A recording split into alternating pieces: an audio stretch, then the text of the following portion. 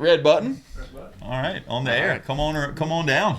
This is the way we do it, Jake. We just fucking go, dude. Just send it full send. And it's no script.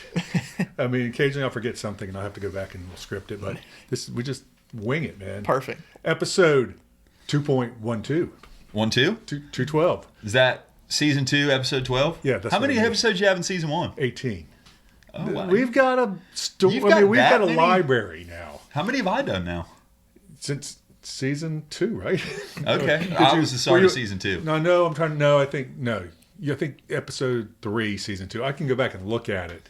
So can all 6 people. We finally conned a guest into joining us today. We got a guest.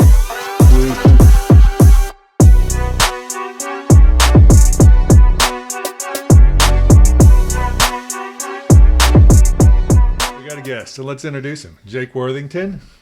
Jake Break. Yeah. Mate of the year. Mate of the year. Mate of the year, baby. And you guys are going to gang up on me because it's 2 offshore guys now. You guys got enough room? Both your heads? I don't know. Both your heads have enough room over there? We might have to separate by the end of this show. Yeah, man, that's a lot of room over there. A lot of hot air up top. Anyway, Jake Worthington. I'm going to call you Jake Break because that's what I call you always. Works for me. Yeah, it's easy going. Backstory, man. Where are you from? How long you been in it? Well, originally I'm from the big town of Camden, North Carolina. Camden, North Carolina. The land of Dickie Harris, land of Huck Harris. Yeah, yep. One's a 2S Harris and one's a 1S Harris. That's how we tell them apart. Let's see. My granddad was a big potato farmer, and that's how I kind of got into this. Believe it or not, there's a backstory here. So he would always get invited on trips via Frito-Lay. What kind of trip? You mean fishing? Yeah, trip? offshore trips. Some people he supplied the potatoes to Frito-Lay. Yeah, big Frito-Lay guy. But yeah, no, we always end up getting invited on trips to go offshore and whatnot. So we fished with Tony Tillett quite a bit, and I was like, man, he doesn't suck. No, Tony Tillett does not suck, not at all. My hero. In the long run, I decided that fishing was a lot more enjoyable than watching potatoes grow. That's how we can. But you went to college. I did. I went to NC State. Yep. Yeah, I did. Yeah, made his parents happy. Made the parents happy. I dropped out. I didn't get that far. We're not going into your CV right now. This isn't about you. I know. It's about Jake. Sorry. Shut up. Now. Anyway, It's okay. what state did you fish at all? What were you doing then? What were you doing while you were in college? Well, when I was in college, I was coming home about every weekend, trying to master my craft. I guess you could put it that way. Fishing on the piers, fishing on your boat. You had a boat down. Yeah, we had a 25 Parker for a long time. We started out in an 18-foot Parker. We actually took that thing tuna fishing a couple times, caught a blue one out of it. That was sounds good to you, doesn't it, Donnie? No, because I know cause that's not even where I was going to go. Because you know how I know Jake? Because I was going to say Jake was one of the guys when the cobia bite was on, you knew he was going to be there. Yeah. And I was. But now he's not a cobia. Back when there weren't that many people there. Now he's an offshore guy. So what comes out of his mouth? Blue ones. I don't know. He still catches as many cobias as you do. More than cobias, I'm sure, no doubt. He's got an unfair advantage there on that rig. Yeah, go ahead. Say we're in the battle wagon. Tell him who you fish for, man. I've been fortunate enough to land with my hero. I fish with Arch Bracher on the Pelican now, and that's been a. I don't even know how to describe it. That's an education that you can't pay for. It's a religious experience. Yeah, education you can't pay for. It's if you're going to learn how to catch a billfish, there's not many guys better. Anything. Or anything, yeah. It's 100%. It's 100% every time the boat gets untied. He's intense. He's intense. Yeah. Well, I mean, and you were. The thing is you left. You left a program. Don't hit that. Stop hitting that. To go work on a program, and there was probably subtle differences in the two programs you fished for sure. the year before. Arch wasn't your first job. That's right. Yeah. My first job was with Double D on the Seducer. Not this Double D. No, not that Double D. But let's talk. Let's talk about his summer on the Seducer because I was there, and he somehow lifted his captain to captain of the year that year on the Seducer. So what's that say? They caught the absolute dog shit out of fish that year. And it says a lot about your mate when you can raise the captain up. Yeah, exactly. It doesn't because, Buddy Hooper used to tell me, Jack, a mate ain't got a damn thing to do with it. A ballyhoo rigger's a dime a dozen. That's what he used to always tell me when I would get a little bit too high on my horse. Chrome over brass, son. But it definitely, I think, it definitely helps to have a good mate for sure. Apparently. Yeah, somebody that's you got to have passion in this game, right? And that, so you moved on from Dave and got with Arch. And that you had some big shoes to fill there. I had some very big shoes to fill there. I had to, yeah, no doubt. Well, I'm sure you're still filling those shoes. I'm just getting the socks on at this point. Does he ever say that's not what Al Barty would do? No, every once in a while, if I did something really good, he'd go, "Hey Lee, sorry, wrong person." So I knew I did something really good if I heard that. We're still trying to break out of this localism, but I mean, this is worth talking about. Jake went and fished one of the world's best captains, and probably had to fill in the shoes of one of the better mates that's ever been in the cockpit. Lee Albardi was an outstanding mate. Did you know who Albardi learned with? I love bringing this up. I know it was you. That's full circle. Yeah, he didn't learn much from me. You know what he learned was that I was a pig. I didn't really have a clue what I was doing. The tackle was always in disarray. This is where the crimpers are. Yeah. Yeah. Well, I got a little Lee story for you if I can. Can I talk now? You can talk all you want. So I needed a fill-in mate this summer. My mate got sick. He got COVID. And this is a chrome over brass story. And me and my mate Joe, who does a fantastic job, we had been in the meat, like on a roll. I mean, I had a roll this summer that like I can't explain, and I definitely don't chalk it up to skill. I got my number called for a while there. Anyway, we'd been filling the box up every single day, and Lee gets on there with me, and I'll never forget. I look back at my spread, and the whole thing was just alive. Like, and Joe, my mate joke, he can make a ballyhoo swim. But this was like, I look back and I had a damn school of fish swimming behind my boat. And I was like, what the fuck is going on here? And he fished with me for 3 days and we did not catch shit. We caught nothing. I got so sacked up. I was embarrassed. And I paid him extra and I apologized to him. And I told him that please come back, that sometimes I do actually catch fish. I got a tangle one day. And I'm up in the bridge and I was like, oh my God, please don't see it. Please don't see it. Please don't see it. And he's just looking up at me like, all right, come on, pass it down. My first full-time job offshore, when I got off to go back to grad school, Lee got on there. And right after he had been riding out with me for all summer. And I didn't get that job. When I came back from grad school, wanted to fill in, I didn't get that opportunity. He just dude wouldn't let me back on. Yeah. And Albardi, not once, but I had Albardi fill in for me when I was working on a private rig. And I didn't get that job either. Well, and I think Jake, and what I would say about especially you, like, you had a very comfortable, good job on the Sea Deucer. I did. Great job. Fish a lot of days. Not as many days as the Pelican, but you fish plenty of days to make a living. But what was cool, because I remember we talked, it was about this time last year. It was Jake, Jake called me for my sage advice.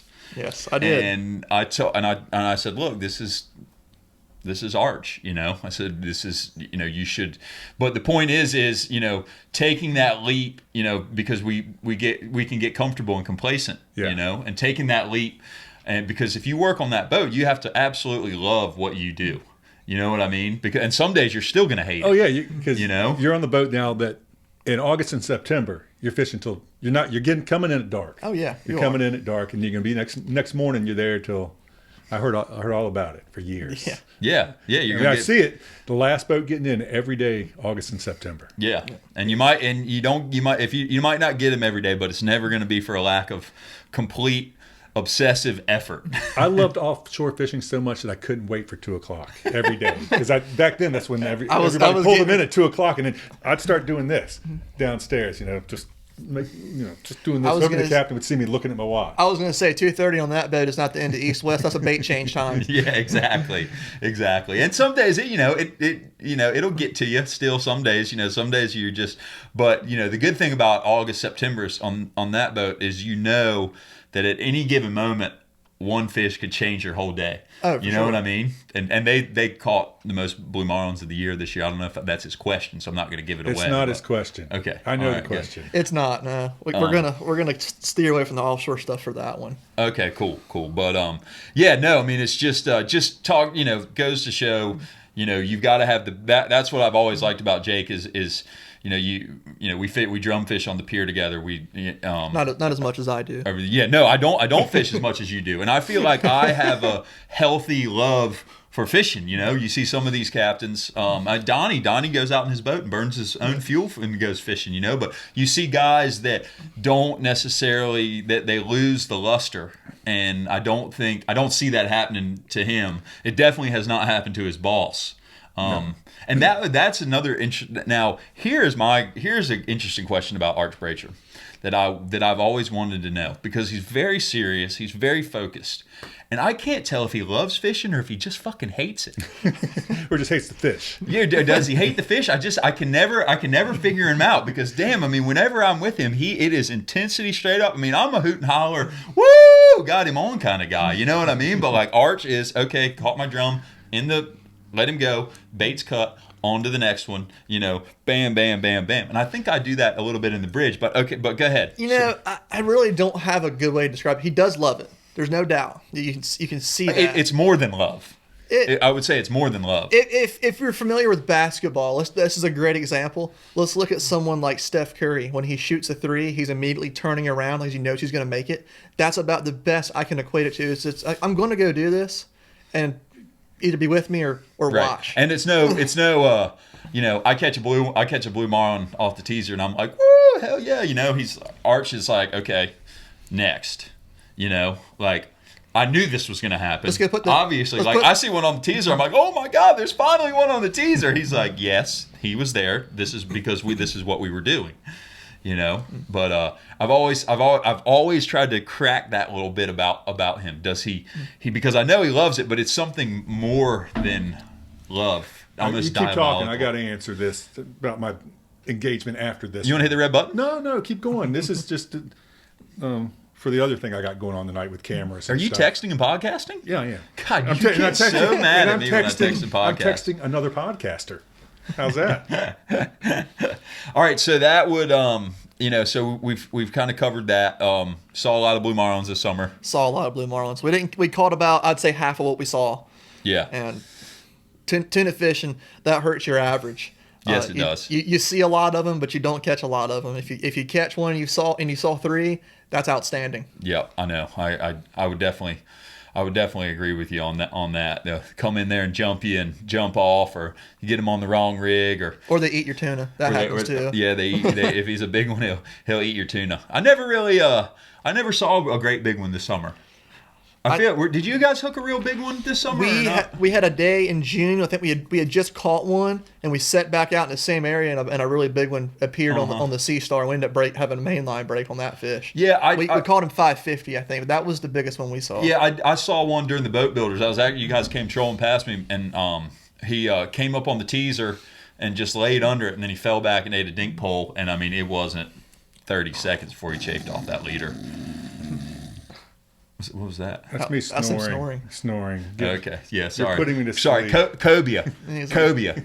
All right, you guys talk about cobia fishing because y'all love cobia fishing. We're not talking about cobia fishing right now. We're not talking about it. It's all about y'all. It's all about the offshore guys today. Well, that's what I was going to say. I've been lucky enough. This is really the last 3 years, I would say, has been the biggest influx of offshore fishing I've had in my life. I've been exposed to it for quite a few years. I mean, I went offshore the first time. It actually wasn't with Tony. The first time I went offshore was on Brant Wise's swordfish, and that's where I really got hooked. But before or after it was locked to the dock? That was before it was locked. Probably the first time before it was locked to the dock. Anyway, we'll skate past that one. We're going to let it go. Let that one go. Get into it. Donnie, you're a pot stirrer. I'm a pot stirrer. We'll get him a big spoon for Christmas. But now I fished with Tony quite a bit, like I've said before. And that just kept injecting you had to see it, had to see more, wanted to see more. That's good. If you could have made it for Tony, you could have been following Lee twice. No, I wasn't ready then. I was still drawing stuff in my notebook in school. Well, and it's really not terribly hard what we do. It's hard to be good at it, but the only thing there's one way to be good at it, and that's just to work hard. You know what I mean? And it's not that it's that hard of work. It's just being prepared. You know, they say luck is when preparation meets opportunity. You know, so it's just always, you know, stupid stuff like having a dink bait clipped on, even when you're tuna fishing, because a white marlin or a big mahi might come in there. You know what I mean? Like stuff that you're like, well, I haven't seen a white marlin in 3 weeks. Why would I clip a dink bait on there? But the day you don't do it, you will see him. Is the day he will that, be there. That you will. It may even be two of them. Yeah, and some days I used to look up in Dickie and say, man, we hadn't seen a white one in a while. I'm not going to clip a dink bait on today. And then I wouldn't, and then we'd see one, you know. To Dickie, that's a trash fish anyway. So yeah, exactly. He was like, get that thing out of my spread, please. Especially tuna fishing. God, just ruined my seaweed. Ours just hooked 7 over there, Jack, and you had to hook that white marlin. What's going on here? It's June. Back to another Albardiism here. He looked at me when I first took the job. He was showing me the boat. He said, remember, this is all about recovery. If you can recover well, everything's going to be cheesy. Yeah, that's it. It is. It's about recovery, because when you get... And that goes for everything. For everything. If you really sit down at any kind of fish, do you think about it, something will screw up, and if you can recover, I mean, you're that much further ahead. I tell you, it's one thing I will say for, you know, everybody talks bad about blackfin tuna fishing, and blackfin fishing is what it is. Blackfin wars. But one thing, especially when they're biting ballyhoos, and I like to catch the ones when they're biting ballyhoos because they're bigger. Of course. But blackfin tuna fishing is a great way to get good. If you take it seriously and you do it, because those fish are coming in so fast. So you talk about damage control. I mean, the whole goal of a mate is, especially when the fish are biting, is to get the bait hook out of the fish's mouth, the bait back on the hook, and the hook back in the water as quickly as humanly possible. Without damaging anything. Sometimes you can't avoid it. Right, but you don't because you never know how long that bite's going to last, you know, in any kind of fishing. I mean, the tunas at the end of this summer were paying the butt. They'd bite for 15 minutes, and if you weren't there, you didn't catch any. So my point is blackfin fishing makes you, if you can get really mean and angry at those things, and they're coming in so quick, you're just getting hooks faster than you can rig them. But if you can hook 8 blackfins, and you can have your baits up and back out before that number 8 is back in, then you're getting somewhere. You know what I mean? Like, so I always took every opportunity, no matter what we were fishing for, to do it as hard as I could possibly go, because it makes you better at catching other things. You know, when the chips fall, when things get important, you know, it makes you better. Then when you hook 8 big yellowfins and they're 60 pounders, it's going to take you half an hour to get them in. So, you know, you got your shit's hanging from the riggers. You got your people pulling. They're having fun because you got them doing stuff, because you're just sitting there laughing and they're freaking out, and you're like, dude, you know, try catching 100 blackfins in 2 hours. You know, all I got to do is catch 18 of these stupid big tunas. It's nothing.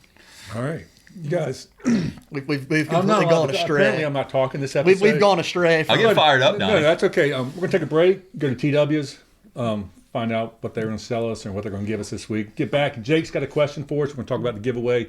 Then we'll get into inshore fishing, and you can go take a break. I want to talk about inshore fishing. All right, we'll be right back. Going to TW's. You're Donnie D from DOA and Misguided Fishing. Check it out. TW's got everything you need to catch all the fishes. The rods, the reels, string, baits, from all the guys that make that stuff. Shimano, Daiwa, Penn, St. Croix, Yoseria, Meat Hog, etc., etc., etc. You want to look fly when you're doing all that catching? They got you covered with gear from Salty Crew, Pelagic, Extra Tough, and more. You got questions? Ask away. TW's is staffed by people who fish every chance they get. They got their finger on the pulse of Outer Banks fishing. I haven't even scratched the surface of this place. It's like a toy store for grown-ups. So check out TW's Bait and Tackle in Nags Head, the Outer Banks' largest tackle shop. Milepost 10. Red button. All right, red button. We're back. Make sure I'm recording there. Yeah. Red button. I always get nervous. We've only had to do one take 2 this year, though. So. What? I only had to do one take 2. Yeah. Yeah, that's usually true. Get these knocked out in one take. And so. the actual no dress rehearsal or anything. The picture from last week, the story picture was from the first take that we did, because I was in full frame that. Oh, okay. Yeah, we just had half of you last week. Yeah, the actual one I published, I was like half of me. Somebody asked how come I was in the corner. Nobody puts baby in the corner. No. I got it. Not many people will, but I got it. All right, back. Thanks, TW's. Yeah, thanks, guys. Appreciate everything you do for us, man. I know, sweet sponsor. It's the best sponsor. They're good guys. And did you know we have videos? And I'm not even tooting their horn. Like they're knowledgeable staff. They can sell you things, and they're good at that. But they also will put you on the right gear to use. You know, go see guys like Travis and Kyle and stuff like that. And they know for the most part what they're talking about when it comes to at least catching. Do you and Travis have ego wars when you're beach fishing out there? Do y'all not even share information? You guys are just so, top of your game. I mean, there's funny. There's a group of us. I wouldn't call it the upper echelon of those who drum fishes the beach. I would. Go ahead. And say we'll call it the upper echelon. Go ahead and say it. Everybody kind of knows everybody, and there's different phone trees, but it's all attached to the same tree trunk. So all the information gets around. It might get somewhere faster than others. Yeah, I think that.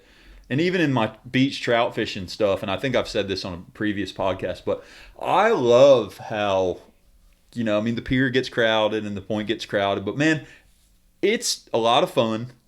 And it's great how this younger generation, and I include myself in that, although I'm getting older, but it's great how we communicate. And we let people know when we have a bite. And we don't try the only place they don't communicate like that is fucking offshore fishing. Yeah, I would agree with that. Hey, we'll all have Starlink now. We'll all be able to call each other. Get ready. Definitely getting Starlink. It's coming. Yeah, that was my idea. I turn the whole fleet onto it, bro. I'm the trendsetter. All right, we're digressing. I hope you get it. We got to give your captain's not going to. I was going to say. I don't think the is it coming a flip phone? I don't think the Motorola Razr will connect to Starlink. Man, think about how cool it'll be if I'm on Instagram and I hit the story. Here we go again. We're just completely and I hit the story and we go over that tuna mark and I put it on and I'm like, okay, here's the mark, and then I pan around. This is real time. You can get in on the aficionado action in real time now. You can start an OnlyFans page. With Starlink. I can start an OnlyFans page out on the water. It's OnlyFins. OnlyFins. Now we're talking. There's another idea. OnlyFins. Always wanted to. Never mind. Okay. Starlink. Elon Musk. If it happens. Hero of many. Can we talk about the giveaway? We had a winner last week. What do we got to give away this week? Same thing, probably. If not, we'll get something else. Another rod? I think I might have one more rod. You gonna ship yours to? Okay, so last week's got shipped to. I forget his name. No, I thought Daniel Burris won. No, the last week on the episode, I was shipping out the last rod with all the Christmas gifts I shipped out. Right. Daniel Burris won the giveaway last week. I'm not shipping it to him. No, exactly. I was going to say, do not ship it to Daniel Burris. Yeah, not only that, Daniel was on the show, so there might be some people that are really kind of upset. He was on the show, and Daniel from way back, and I think probably some people might wonder if he already knew the answer if you gave him a call. Yeah, he did. I'm putting that out there right now. It wasn't that I told him, because he texted me immediately after it aired and said, "Is it a bluefish?" And I was like, "I don't know, dude." He's there. There's people that have watched this podcast, and if they paid attention, which not on this podcast, but there's people who I know that watch this podcast, and if they've paid attention to me over the years, they've heard the story of the classic story of the stitched up bluefish. See, I was still shocked over the bluefish. You've pulled it once and it's your favorite. You've got to have some. You got to have some more scientific method stuff going on. Well, I know, but there's no control. But now I'm in the bridge, and I don't have a say. Well, anyway, he knew. And they're hard to get. They're not easy to get. This particular time, we came in from Wicked Tuna. The drop netters had just packed out, and they had these beautiful, fresh, chunky bluefish right there, sitting there waiting for me. The drop netters aren't always getting them. It's not easy to get a bluefish in the dead of winter. You can always call Reese, and he'll vacuum seal something for you. Yeah, but I don't know. I like that the older ones, when you thaw them out, they've just turned to mush. So that freshie was just, I didn't think he was going to last long anyway, but he didn't. He only lasted about 5 minutes. Well, Daniel knew it, and he even put sewed up in it. Yeah. So did he spell it right or wrong? No, he spelled it wrong. Yeah. Sowed up like a pig, but I've gotten pretty good at it. He's going to be mad at us. And Kelly Hogan, once again, he had the right answer, but time. That's like the third time Kelly's had the right answer. Too much time thinking about it. And I have to tell him, dude, you lost because of time. Yeah. But so we have a giveaway this week. Yes, I was going to say the same thing. Jake has the question. So it's a two-part question. When I was in college, I did a lot of cobia fishing in my boat. That's where I, of course, met you, Donnie. Was doing all that. That's where I follow you around. Yeah, well, you follow. No, you're one of the guys that if he's out here, there's he's probably where he needs to be.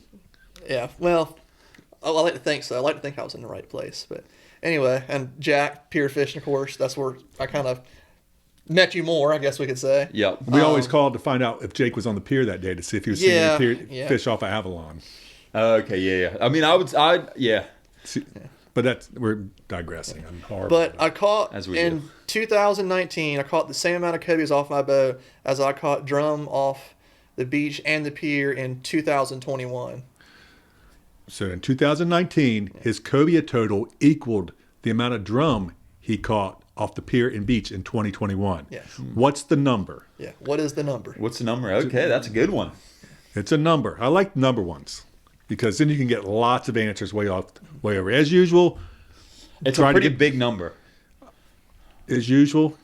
Should I not say that? No, you can say whatever you want. Okay. I'm not going to agree or disagree with you. I don't know the exact figures, but I've heard the figures in the past, and it's more than 2. It's well done. More than 2. Yeah, he did good. Give you that one. He was getting after. So once again, Jake said it's a number. The amount of cobias he caught in 2019 is the same amount of drum he caught off the beach and the pier in 2021. What is that number? And first one to get it or get close enough to it, Get something from TWs. Get something from TWs. I'm hoping it's not something that cost me $40 to ship. But I hope it is. Somebody local might get this one. Might get lucky. Might get lucky on shipping. Yeah. T-shirts cost me nothing to ship. Do you do closest over or closest under or just the closest? I tried to do closest and under, but it's just easier just to say closest. Right. And then I can just say whoever got closest on time. Yeah, not a major method to our madness. No, it's just do it, man. You'll get something if you win. But what if somebody guessed like 4,000 on a Monday, but somebody guessed 4,003 on a Tuesday, but it was 4,002? I wish I was that good. That's why I use a bigger number. Whoever's closest. Did I not just say that? Okay. Yeah. I didn't know if there was like a time, if they were on. Well, the one you just gave me would have been closest and time. Yeah. All right. Well, the Tuesday would have been over. Well, no, the closest. Just been closest. Longer, just say closest. If the discrepancy in numbers is the same, if the deviation is the same, it's whoever has closest in time. We're getting into big time prizes here, Donnie. I think our audience deserves to know. It's just closest. I have integrity. I'm not. Yeah. You're the one that is giving it to your friend. You told the answer to your friend years ago, and did not. And he texted you. Well, he was probably asking me about how to go catch a bluefin, and I was like, a naked ballyhoo is the shit, but if you really want to get crazy, let me tell you what to do. This is my favorite. A lot of answers were naked horse ballyhoo, except for Robert Redford. Yeah. Robert Redford. Robert Redford. Robert Redford's a naked ballyhoo. That is? The Natural. Roy Hobbs. Uh-huh. You probably never seen the movie. Which one? The Natural. I have seen The Natural. I've seen most Robert Redford movies. Roy Hobbs. Jeremiah Johnson's my all-time favorite movie. Let's talk fishing. Yeah, how about a fishing report? I did not fish a single day this week. And the fishing report I have to do for this other place, I don't know how I'm going to do a fishing report if I didn't go fishing this week. I don't think we've been. It's been kind of a challenging week weather-wise. Yeah, inshore fishing here, the striped bass stuff. Reese said, man, he went the other day and did not catch them. And then he rode across today and there was no life and thinks it might be done. Just like you said, the drum fishing's probably done. Yeah, unfortunately. On the beach drum fishing. Yeah, that was that bite I got in where I caught 10 fish back in early December. That was like the grand finale fireworks. And that was on the point. That was on the southern point. end. Yeah. Unless something drastically changes and after this cold snap we get some major south wind for an extended period of time. I can promise you if you go to the point, there's some world-class sandbar shark fishing right now. That is world-class. Absolutely world-class. They pull very inshore hard. Fishing. They pull very hard. Inshore fishing? Those things sell a lot That of would trips. be all of us right there. No, and we'd be on the phone sharing information. Yeah. Call if you want to catch a sandbar shark. Call our buddy Keith at Drum Bum. Go by TW's, and he has got the shark rigs for you. Lots of them. You guys are missing it. Offshore report. Is anybody gone? No. No. It just looks like it double overhead every time I walk across the street and look at it. Yeah, it sounds like there's some bluefins in Moorhead. I think that season's closed. They caught up the quota, but there were some real big ones caught. There was somebody caught a 900-pounder down there. So that was a pretty good one. On a Robert Redford? No, on a live bluefish. A live one, not a dead Not one. a sewed up. Not a sewed up Sound one. up. But you could probably He was bridled You up. could probably stitch one up and put him on a downrigger and troll around. So that I talked to Brian Horsley the other day. Talked to Brian, and he was telling me the bluefin fishing's been pretty good. Albacores down there. So up here, yeah, we just haven't been able to get out. Maybe after Christmas. I haven't gone to the water. It just got cold, man. The water got really cold, and it's not even. Our water shot did not look great, but I mean, there might be some yellowfins hanging around, and then my first bluefin caught last year was right after the first of the year. So I would tell people, if you're planning on going to catch a bluefin, get your shit right. Like, go ahead and use the advantage of this holiday season, your time off, to get your shit right, so you're not sitting around with your thumb up your ass when it happens. That would be my advice. Yeah, mine too. Without a doubt. You know what you just said. I'm just glazed over all. Get ready, man. I'm just having this level of I like to be prepared. I like to despair. All this offshore fishing. All I can think about is having to get up early. I like to be prepared. And just I know. And this year, and you really, for that fishing, it's best to be out there at daylight. So you're talking about a 3 o'clock in the morning departure. Why? Why can't you? Won't they bite right before dark then? Well, like I said, I'm going to Costa Rica, so I'm not as worried about the bluefins as some. And that's a daylight. You leave at daylight. Not much later than that on the vessel I'm fishing on, but you leave at daylight. When you could leave at 7. Could definitely leave at 7, 7:30. especially as fast as that boat goes. You'd still beat everybody at the fishing grounds. But do you have any glamour jobs this winter? We're gonna have a complete Chinese fire drill in the aficionado where Joe goes upstairs and I go downstairs. Oh, is that right? You're yeah, I did it last year a little bit. So incestuous here. It is, man. yeah, my cronyism. My mate takes the boat bluefin fishing when I'm not here. I mean, it's questionable. I mean, is it going to be worth it this year with the price of fuel and everything like that? I don't know if it's going to be worth going and commercial fishing for them. Can you make it? Because I mean, I don't make a whole, contrary to what you may have seen on TV. We're not getting $25 a pound for the damn things. You know what I mean? We're getting $7 to $12. No, it's 12 is sorry, not even $5 to $7. 12 is outstanding. $12 is epic. But I mean, if you're getting $6 a pound for a 400-pound dressed fish, after $800-900 worth of fuel and your expenses and 3 crew, that's not much to go around. That is, even inshore, that's one of the questions I get all the time. I mean, because you go by the guys right there that are in the show or that were in the show, so everybody wants to start talking about all the money they make, and I tell them, man, it's not like that. It's there's always somebody that's going to get a big payday one time, but yeah, and if you fish every day and you got to catch one every day. Yeah, you have to, and if you catch one every day and you go slow there and back, and you don't run aground around the bridge, and you don't rip your curtains off going across the bar, then you can make some money in the winter. But it's making money. It's not hitting a big huge payday every time. Which it make it a lot of times. And you've got to push because it could end the next day. Yeah, well then I mean, and it's gotten so crowded. I mean, this last year, I mean, the quota was it was less than a month and it was over. And the only thing that saved us from that was the fact it was rough every weekend. Yeah, and it was like Monday, Tuesday, Wednesday. It was calm. Yeah, when those little boats finally got to descend on them out there, it got ugly. I counted maybe 400 boats that day, the last day of the season, and it was slick, calm, and beautiful, and they did not bite. All those boats. But May 21st this year, or whatever, that day that I counted 160 boats out there cobia fishing. Yeah, Memorial Day weekend was horrible. I remember that. Yeah, I mean, and that was your cobia fleet was nothing compared to what we tunas for whatever, and I don't.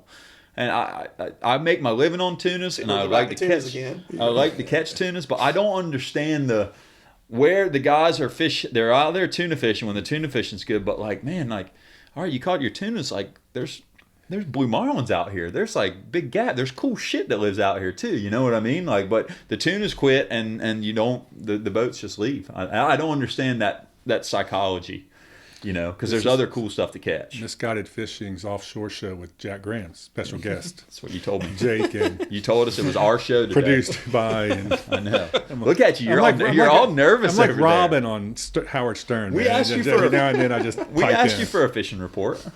Yeah, thanks for asking me for a fish You hadn't report. caught shit. In the December. I haven't even gone and looked at them. I don't even know if they're still there. Remember about this time about 20 years ago, what we'd be. I don't want to talk. We don't talk about it. It's like What are those things? They have stripes. Don't on them. talk about it. We're not allowed to bring first it up. rule of Voldemort. Voldemort. First rule of Fight Donnie Club. gets upset. I still had braces in those things were here the last time. I did too. Oh man.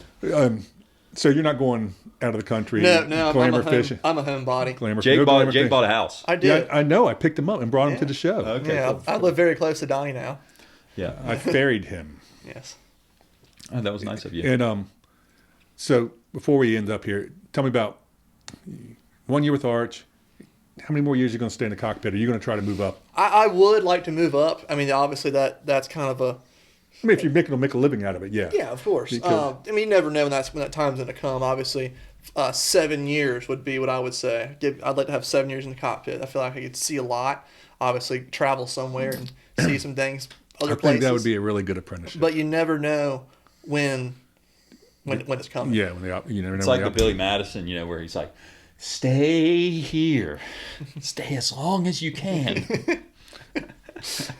One thing we always do is we ask a guest for an embarrassing story. I don't want you guys have banged on your chest entirely too much this evening. So I need something that people think, yeah, this is a regular guy. Well, I've got one. It's pretty funny. It's a full circle story. It's more of a situational kind of a oh crap moment. But anyway, I'll get into it. So, like I said, my granddad, he had a bunch of farmland out there in Camden County. I had some friends of ours from down here in Dare County that always come, and they would come opening day of dove season with us every year. And one of our friends, he was a big, you know, he wanted to have a feast out there when we were done for the day. So he'd always bring a couple of guests with him and his sons. And, of course, in the morning, you never get to see really who you're hunting with. At least our crowd was so big. I know I saw Jack a few afternoons, and I was surprised to see him there. Yeah. Well, I've been hunting out. I mean, I've been hunting out there since I was 4 years old. Yep. You know what I Yep. mean? So, Yep. but continue. Yeah, but anyway, so, of course, this is our family friend Bill. He had brought a guest with him. And I'm talking to this guy at the thing there. He saw my... I had a camo fishing center shirt on. He goes, "Oh, fishing center.